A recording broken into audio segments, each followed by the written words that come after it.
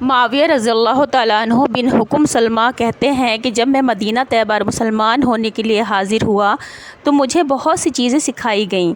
من جملہ ان کے یہ بھی تھا کہ جب کوئی چھینکے اور الحمدللہ کہے تو اس کے جواب میں یرحمک اللہ کہنا چاہیے، کیونکہ نئی تعلیم تھی۔ اس وقت تک یہ بھی معلوم نہ تھا کہ نماز میں نہ کہنا چاہیے۔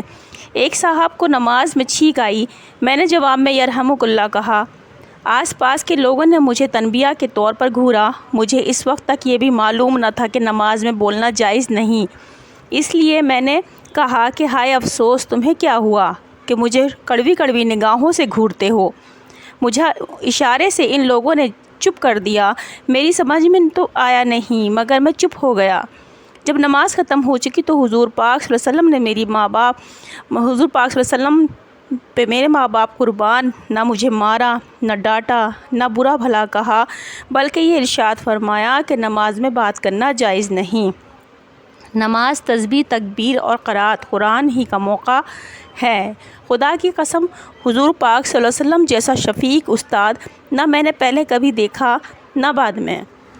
حضور پاک صلی اللہ علیہ وسلم کا ارشاد ہے کہ جو بھی لوگ اللہ کے ذکر کے لیے مجتمع ہوں اور ان کا مقصود صرف اللہ ہی کی رضا ہو تو آسمان سے ایک فرشتہ ندا کرتا ہے، یعنی کہ آواز لگاتا ہے کہ تم لوگ بخش دیے گئے اور تمہاری برائیاں نیکیوں سے بدل دی گئیں۔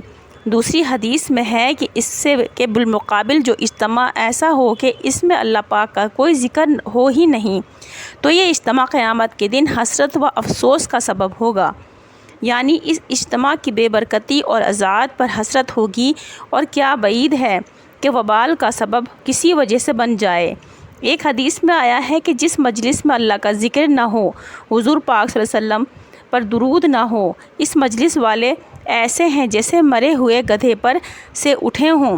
ایک حدیث میں آیا ہے کہ مجلس کا کفارہ یہ ہے کہ اس کے اختتام پر یہ دعا پڑھ لیں: سبحان اللہ و بحمدہ، سبحانک اللہم و بحمدک، اشہد ان لا الہ الا انت، استغفرک و اتوب الیک۔ حدیث بالا میں برائیوں کے نیکیوں سے بدل دینے کی بشارت بھی ہے۔ قرآن پاک میں بھی سورہ فرقان کے ختم پر مومنین کی چند صفات ذکر فرمانے کے بعد ارشاد ہے: فَأُولَٰئِکَ یُبَدِّلُ اللّٰہُ سَیِّئَاتِہِمْ حَسَنَاتٍ وَکَانَ اللّٰہُ غَفُورًا رَحِیمًا۔ بس یہی لوگ ہیں جن کی برائیوں کو حق تعالیٰ نیکیوں سے بدل دیتے ہیں اور اللہ تعالیٰ غفور رحیم ہیں۔